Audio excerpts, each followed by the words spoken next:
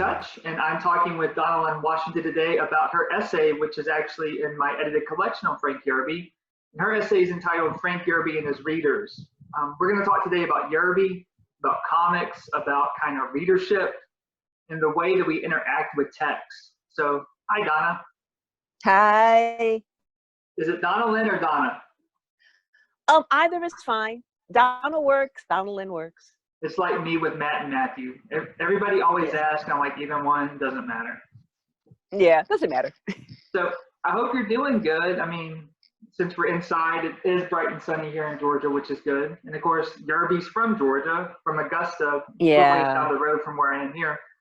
And we're both in this project and both came at Yerby from different ways. I've made it pretty well known about how I've come to Yerby, just finding his books at a book sale and then coming across his book Speak Now in New Orleans and reading it, his like 23rd novel, and then going back and reading everything else and seeing what he's doing.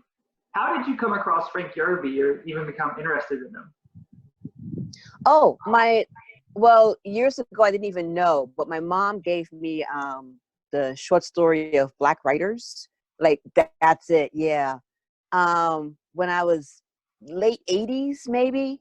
And I had, you know how you tick off what you've read? Yeah. And I apparently read it like 3 times and totally forgot I had read it. And then when I saw the proposal for the book you're editing, I was like, that name sounds familiar. Let me look it up. You're talking about reading Frank Yerby's Health Card, right? Frank Yerby's Health Card, right. Because it was the only short story that I knew from him. And apparently I had liked it so much, I read it 3 times in the anthology. And I didn't even realize it. And then when I started doing more research, I was like, yeah, I saw the movie, The Foxes of Harrow. I was okay, I know this person, but how come he doesn't register when I hear his name? And that's why I wanted to be part of the project, because I was like, oh, well, if I read him and had like this memory loss about him, it's probably because he's not out there. You know how there are people there are authors you've probably never read, but yeah. Not everyone has read Faulkner, but everybody knows Faulkner. They're like, if you ever saw The Maltese Falcon, you've read Faulkner because he did the screen. If you ever if you ever read a short story, because his name has been kept alive. So right. Even if you've never read him, you know he's around. With Frank Yerby, I read him, but his name wasn't kept in my consciousness. And as someone who was brought up in the multicultural transition of education here in Brooklyn, in New York, when they were having more diverse writers and authors, not just dead white men, he still wasn't someone I read in school. He was someone who was introduced to me by someone else outside. Yeah, I don't know. I haven't heard anybody except for at Payne with Catherine Adams' piece, of course, in there, reading him in school. I taught him, after I found him, I taught him in Norway, and I've taught a couple of his short stories in a couple of classes. But what's really interesting, I'm kind of similar, but I didn't come across Yerby through the book. I think I picked this book up probably in grad school. I found it somewhere and just read kind of essays or stories from people I knew, really. I wasn't really digging into it. I may have read Health Card, I'm not sure. But then, of course, I found him at a used book sale. Like, in grad school, they had a table of first editions over here, and I walked over there, and for some reason the name stuck out, and I don't remember where I heard it. Could have heard it in a class, could have been from Hughes's anthology, I don't remember. But they had like Boxes of Harrow, they had maybe The Golden Hawk and another one, kind of like $1 or $2, first edition. I picked them up, put them on the shelf, went back to the next book sale, probably in the spring or the fall, found a couple of more. picked them up and put them on the shelf. Didn't read them. They were just kind of decorative. I was like, maybe I'll read them one day, maybe I won't, you know, whatever. But they were cheap. And then I went to New Orleans, of course, and went to a bookstore and found Speak Now. You know, yeah, that's the one I have. Yeah. Yeah, the cover just jumped out to me. It's not like anything else that he did. This is a 23rd novel. And I read it. That was the first novel I read, and I'm like, oh, this is really interesting. Because this comes out like right after Loving versus Virginia. This deals with interracial intimacy. This deals with expatriate. This deals with post-colonialism. There's a lot of topics. Yeah. This is the most heavy-handed book.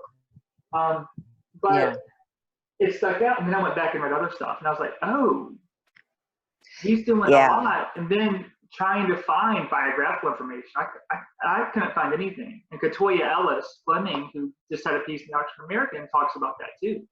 And she's from Augusta. Yeah. You know, she's from the area, and finding biographical information about him is not the easiest thing because he was a very private person. No. But I do remember. I do remember that there's when they wanted to put him into the Hall of Fame, that one of the men who he was too ill to go to the meeting, and he sent a letter instead. And he was like, well, you know, Frank Yerby represents a lot of what we've gone through. If not him, who should be in the Georgia Hall of Fame of Writers, then what are we doing this for? You know, because he's also been maligned. You know, there was something about his letter that was so passionate and impactful that they allowed him into the Georgia Hall of Fame of Writers. But the fact that the letter had to even be written and that it had to be discussed and addressed like some sort of Senate bill was really something that it didn't anger me so much as it was, well, I don't even know that many Georgia writers. Why shouldn't he be in the Writers Hall of Fame? O'Connor, I mean, I know McCullers, Alice Walker. Yeah, and O'Connor, McCullers, and Lillian Smith. I mean, a few more. You know, I mean, it's not exactly a large enough to say, well, oh, we're going to forget Frank Yerby. You know, I mean, he wrote so much, but I think that's part of what goes to what we were talking about before about how he was sort of squeezed in the middle, where you have people like Langston Hughes and other contemporary critics and curators of Black writers who are saying, we want you to write a certain way about Black people. And then you have his publishing company saying, well, we know you're a Black guy, but you can write other stuff, right? You can do other stuff besides writing Black issues. And let's see what you can do with that. And he just wanted to, I mean, you want to write. You want to be able to have, he says in a lot of his essays that his readership, he wrote for his readers, whoever those readers were. And I think that's what we tend to forget about what writers do, particularly with Yerby, is that he wrote for whoever read his books, but he also had his own agenda. Yeah. And part of it was to subvert with his costume novels. And then he progressively moved on to modern day, then went back to certain eras, back to the costume novel. And I think that's part of, you know, as a writer, you have your own agenda, but you also want your readers to keep reading your books, and you want to make money. And he talks about that, of course. There's a couple of things you pointed out. He talks about how and why I write the costume novel, about writing to the readers and what the reader wants, and not necessarily placating the reader, but focusing on the reader.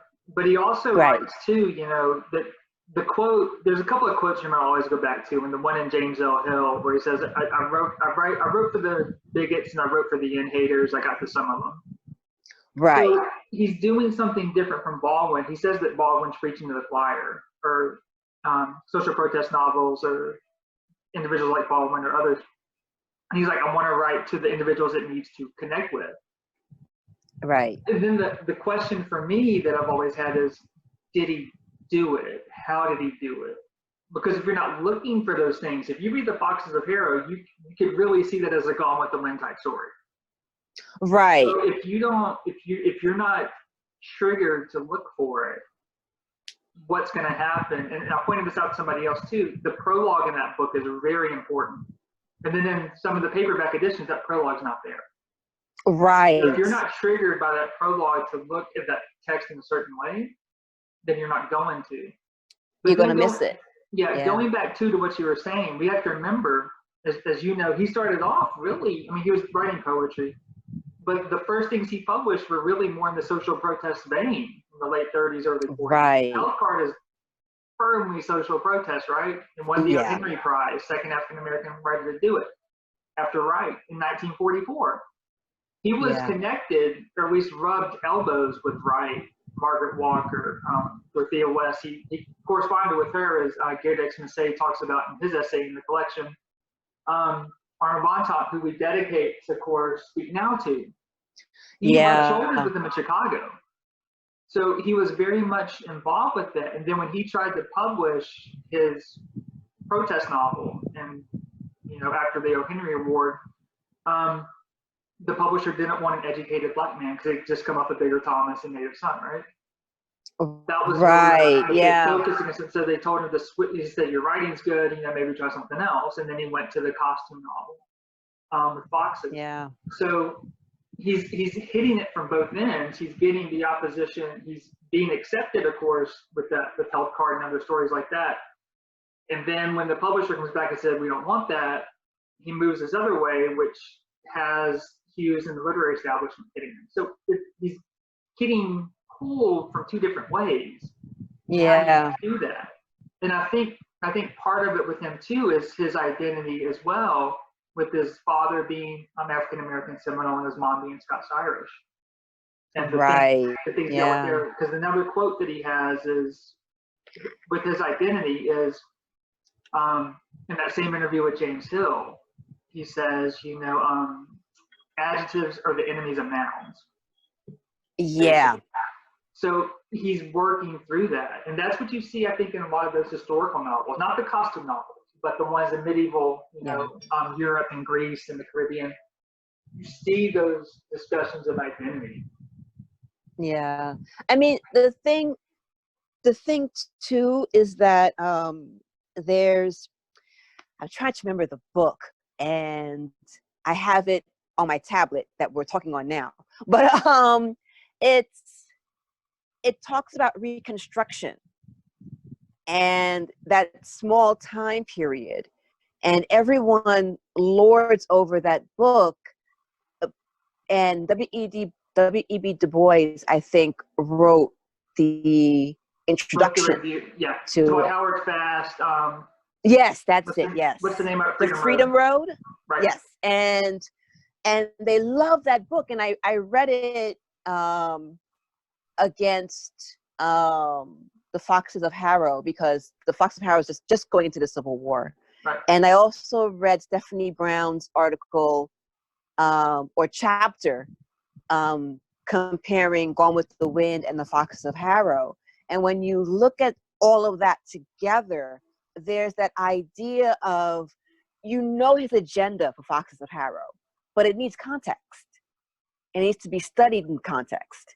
So if you have like Howard Fast's Freedom Road, and you read it in comparison with, say, Vixens and the Foxes of Harrow, you have a clearer idea of what Yerby was trying to do, at least with Harrow. I know with Vixens it was problematic because he had, I think the first manuscript he did it, he burned it or something. No, because so with the Vixens, or he got bad feedback. I'm not quite. I can't remember quite. So Stephanie Brown talks about this.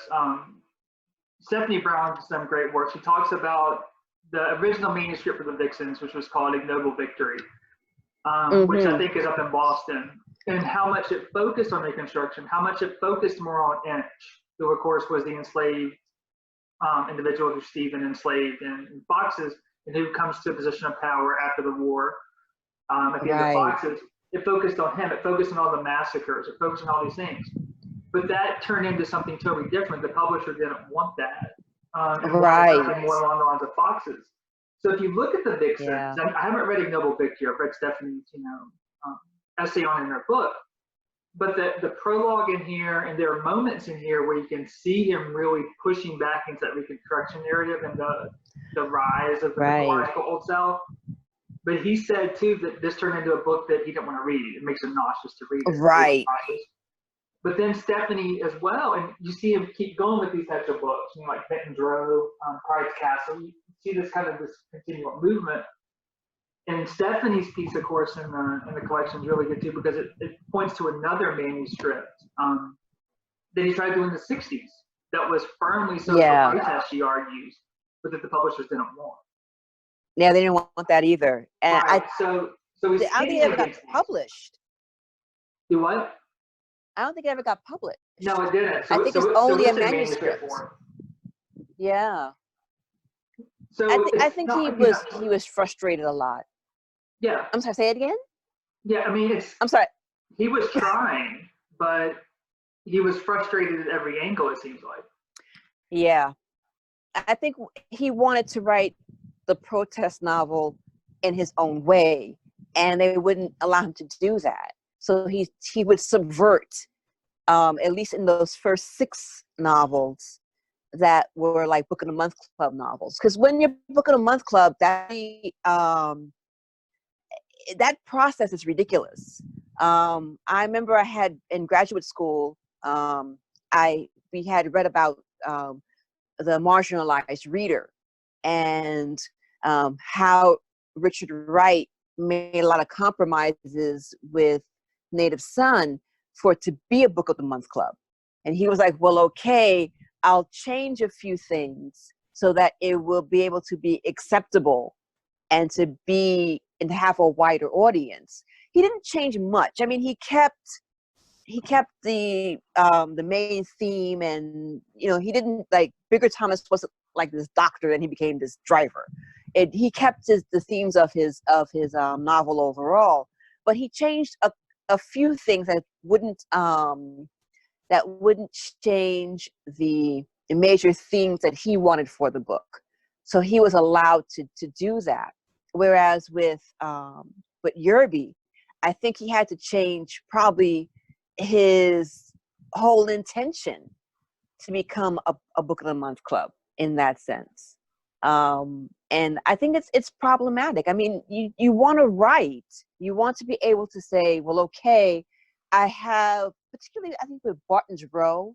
Is it Barton's Row? Barton's Row? Benton's Row. Benton's Row. Benton's Row. He writes this long saga, and it's basically a story about this family, but you don't like anybody in this family. So how do you write a saga about people who aren't necessarily likable, but I actually enjoyed the book? And he was that kind of writer, for someone, once you read one of his books, you felt compelled to read more of them. And Harrow is right. I have that. That's the cover I have too. And Harrow is different from Benton's Row. Yeah. In that sense. This book is really interesting. It's been a while since I've read it, but I like the fact that you don't really feel for the people. And notice it's a 4-generation novel of the South. Right. This, more than Foxes seems a reaction to Gone with the Wind. This seems a reaction to Faulkner. It's more chronologically here instead of Faulkner moving around. But remember, Absalom and other novels deal with, of course, the Compsons and deal with that generational lineage. That's what this is dealing with. Yeah. And there's some really interesting stuff in there. A couple of things it goes over 100 years. There's a couple of things that really stick out in that novel is one, and in a lot of his novels, the way he juxtaposes the white women with African American women, or white couples with African American couples, and the white couples, and specifically the white women, Southern women who are supposed to be virginal and pure, are hypersexualized. And the black couples are not. The black women aren't. So he's reversing these things subtly. And even in here, the way that the married couples act is totally different from Black. Yeah. The other thing too is right after the war, there's a discussion, I don't remember the character's name, but there's a discussion of a guy who served one of the Bentons in the war or was underneath him. And basically he was a poor white, basically him being threatened into whiteness. And Yeah. he talks about these things that that character does. So there are these moments, even within these novels, that like, I could care less about these people. Right. That he has these types of things, which is fascinating. If he's writing for the white reader, I just question if they get it. I mean, I got it, but yeah, I mean, different angle. Right, but you have context. Right. I mean, that's the whole thing. Is that right? I mean, will the average reader have that same context and read it in that way that maybe Yerby wanted us to read it? I think that his books are, in a sense, they're multi-layered and they're cerebral in that sense, where you have to be, I wouldn't say learned, but you have to be well-read in order to get a lot of what he's saying. Because when I was reading Harold, I was like, oh, that reminds me of this, that reminds me of that. But it's because I read those books. But if I'm just picking up this book in a bookstore, I might just like the book because I like the way I like his writing. But that's why I think that that his readers are so complex. Yeah. Because they're the readers who just like the way that he writes, and that he has a way of phrasing certain ideas that make you think. And if you don't have context, it's okay. You're entertained.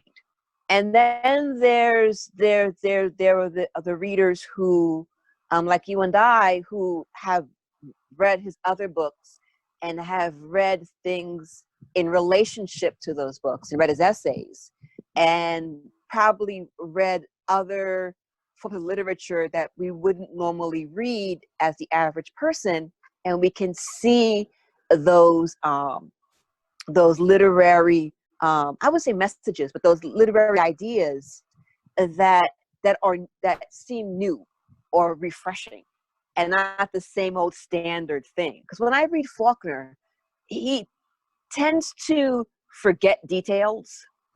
And it's like, were you totally drunk when you read this when you wrote this chapter, or what's happening here? There are characters who you meet in the beginning who you never see again. There are characters who seem very important, and then they disappear from the scene. And studying that type of book is frustrating. Whereas with Benton's Row, even though it's this multi-generational book, and you may not like or care for all the characters, you don't get lost. They're all there. Even the wife that's at 100 and whatever, Yeah. you know, who's sitting on the porch, you know that, well, okay, you remember her from the beginning, you remember her life, because Yerby tends to interject and go back and say, well, remember this person? Well, they're still alive. Or this person is still important. Or you may not have read this person in chapter 13, but he's here in chapter 21, and he's important now in this chapter, but I had to mention him before. So even though the book is talking about these multi-generations, you don't feel lost. You feel that you know everyone's story and that everyone is important at certain times and maybe not. And I think that goes to his writing literary style. He doesn't really have, or didn't really have he wouldn't be forgiven if he wrote like Faulkner. He had to write like that, because if he wrote like Faulkner with his novels, then that would be another thing that he would be doing wrong as a writer.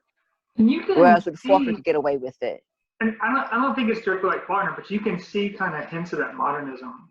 I mean, Salute to the Flag, that short story. like I was telling you, I was mentioning this earlier when we were talking beforehand, Tobias and the Angel, which really reads kind of postmodern. Ishmael Reedish, kind of Percival Everettish, and this is kind of like 1975. You see him experimenting, but he always maintains that narrative structure, kind of like Sir Walter Scott or historical novelist, historical romance novelist. Right. Which is really interesting. But one thing that I want to think about too is we're talking about the readership, and you and I are both on Twitter, and I search Frank Yerby at least once a day to see if anybody's posted stuff. People post something typically once a day, once every other day in response to somebody else or just something new, and mention Yerby as one of the people that they read. They remember reading him, no matter what book it is. So the fact that so many people read him, I mean, you know that I even looked on there and Stephen King dropped Frank Yerby. He was asking Thomas Mullins, who wrote the book Darktown, he was like, is this character Uncle Percy based off of Frank Yerby? And Mullen wrote back, yeah, he's partly based off of Yerby.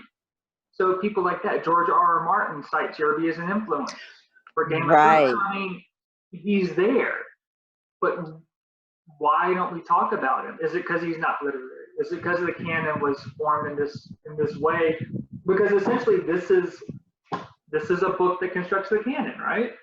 Right. He's and he's in here, but he's not in others.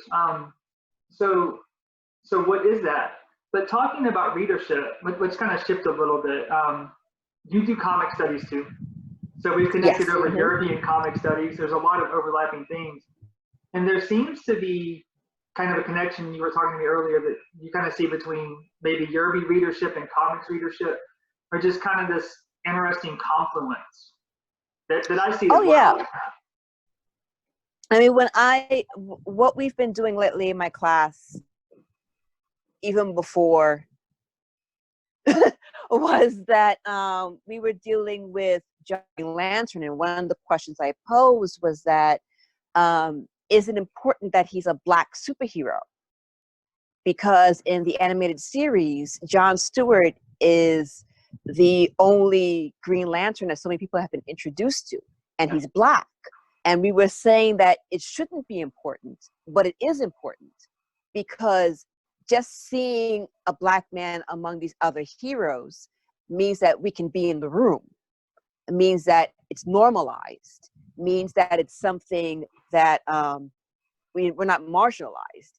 And when I think about Yerby, and that same way with his first, let's say, 6 novels, is that he's writing in a genre that tends to be marginalized the way comics have been marginalized.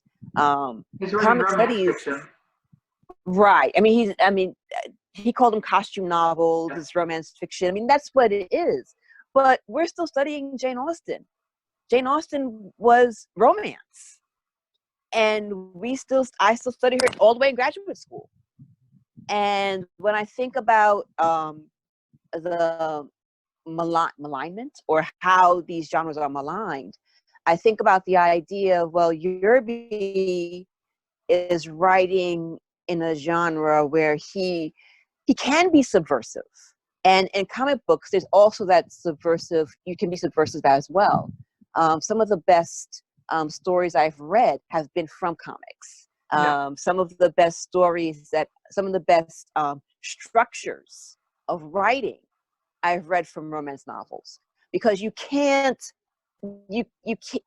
there's a certain formula to it, to each of those genres.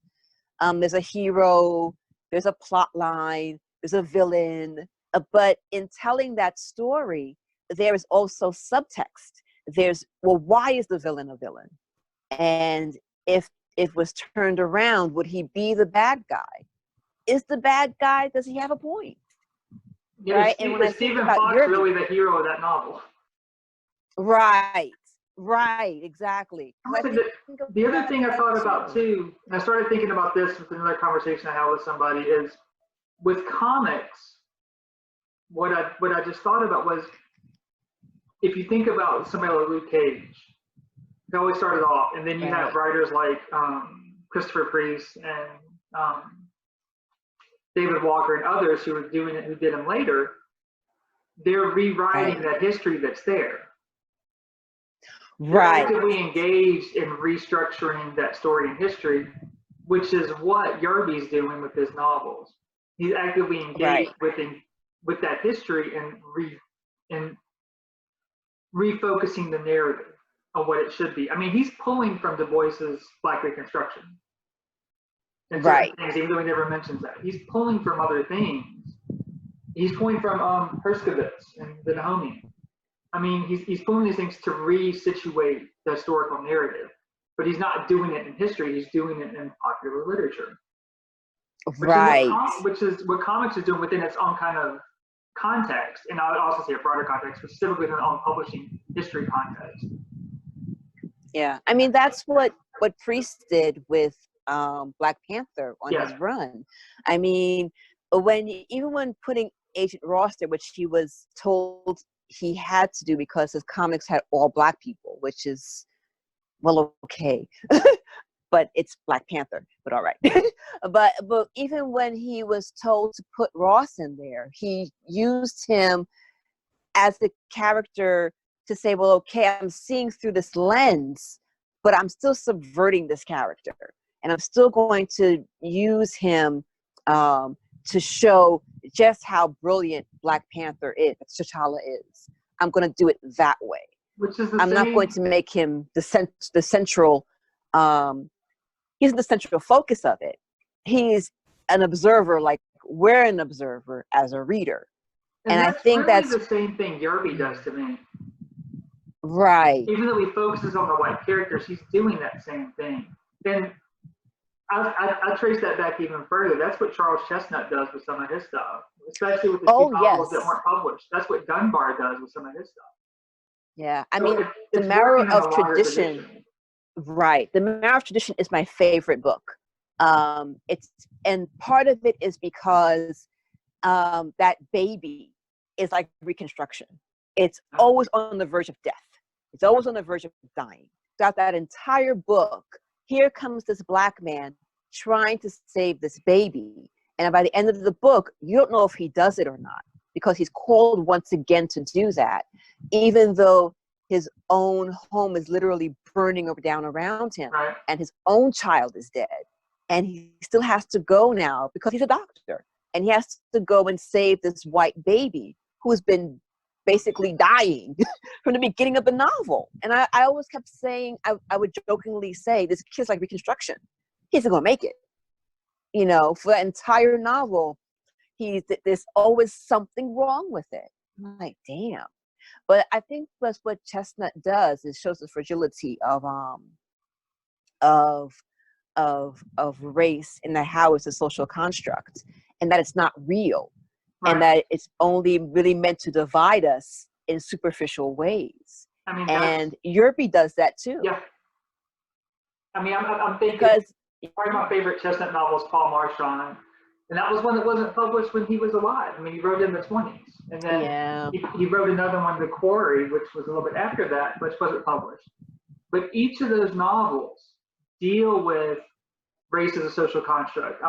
The Quarry kind of takes place during the Harlem Renaissance. Paul Marchand takes place like 1820s New Orleans. But each novel at its core has a character who's raised Black, who figures out that he's white. Right. You know?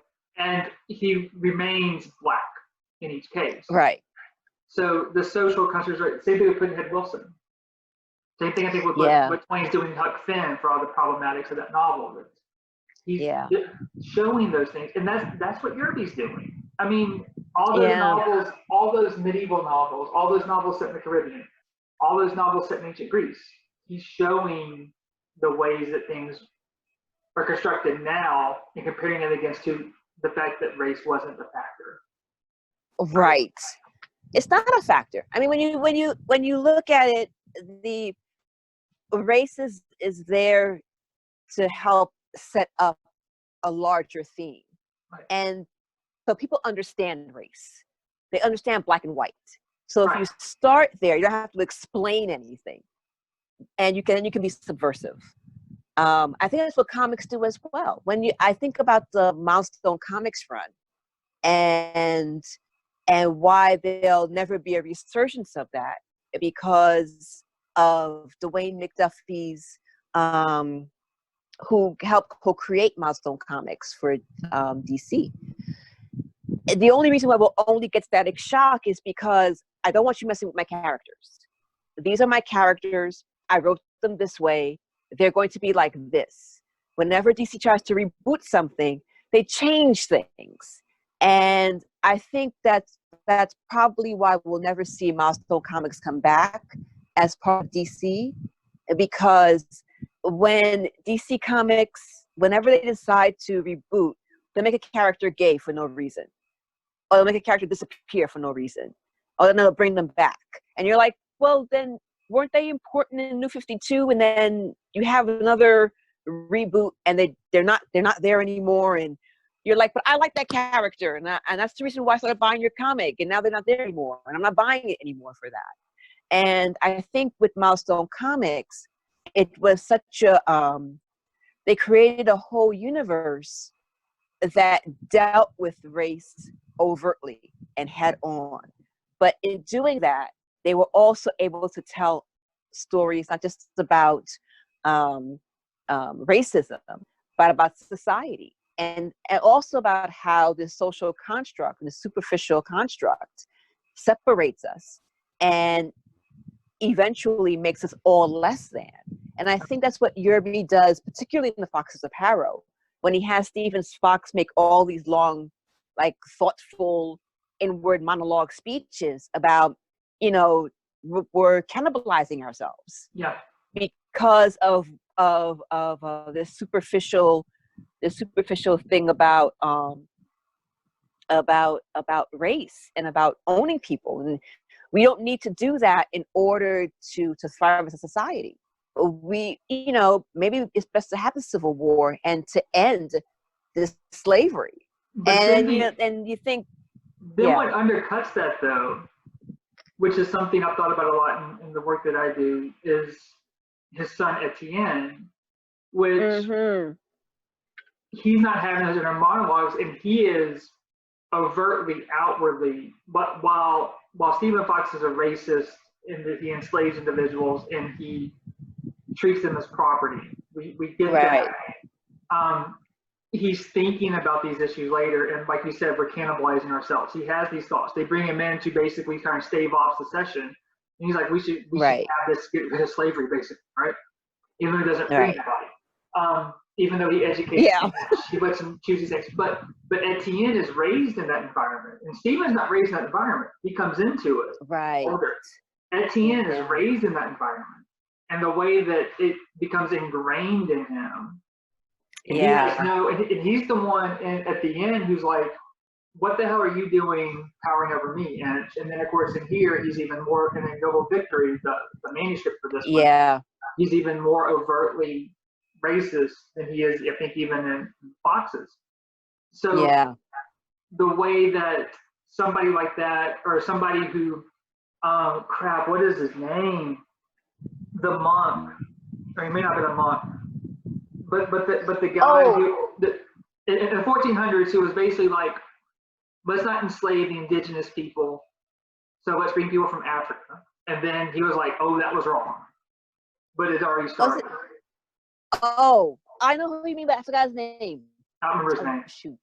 But but I know, And he was like, well, duh. Right.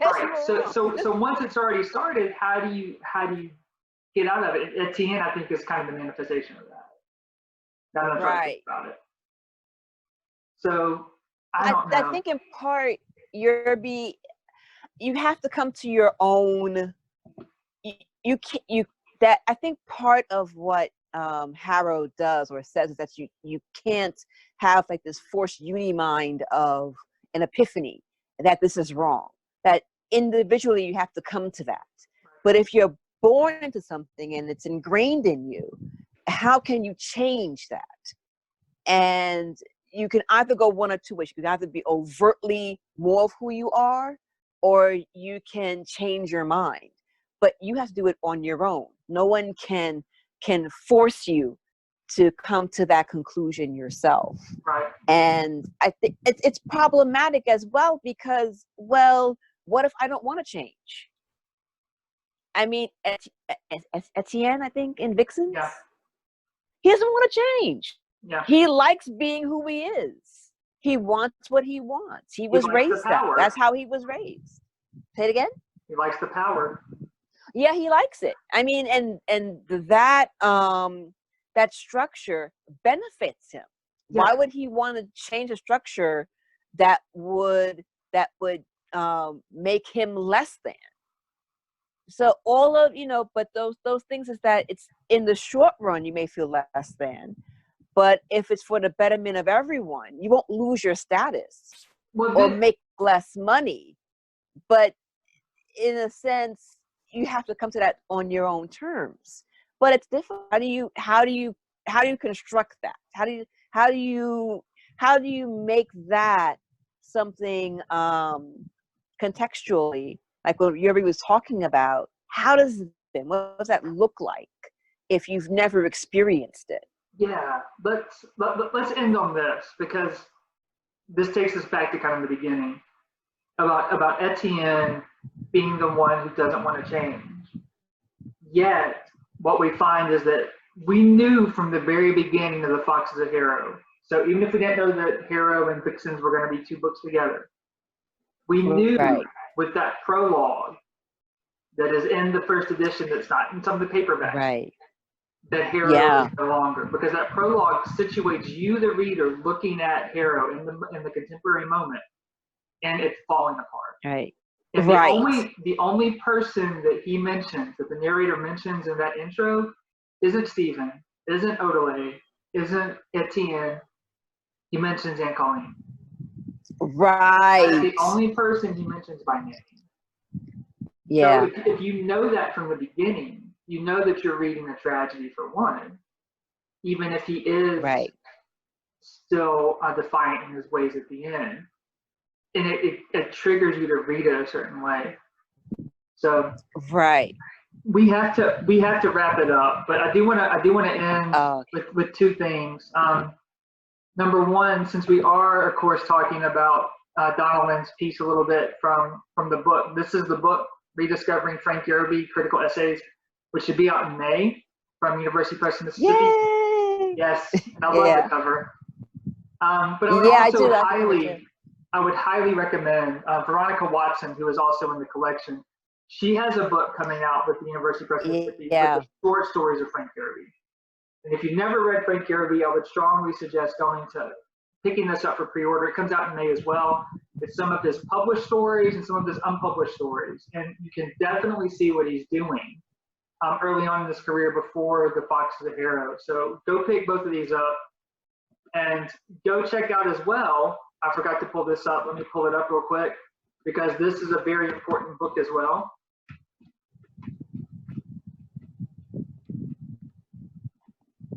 Donna-lyn actually has, and I can't find the UPM site. I've got to put it up on Amazon, even though I don't want to.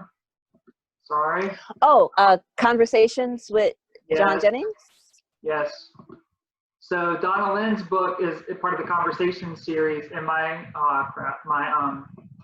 Amazon for some reason doesn't pop up, which may not be a bad thing.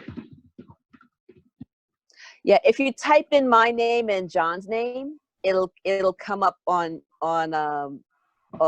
University Press, which is weird, but okay. I'm about to pull it up for you, and then we'll head out. No, it's not popping up. Here it is. You can see it on the side right here. But this is also with the University Press Mississippi. John Jennings Conversations. And John Jennings, of course, does a lot of stuff, but most recently Kindred and Fearful of the Sower. So make sure to pick those up and read them. Get in touch with us and talk about them. We're both on Twitter. So hope you have a good day. Stay safe. Great. Thanks. You too.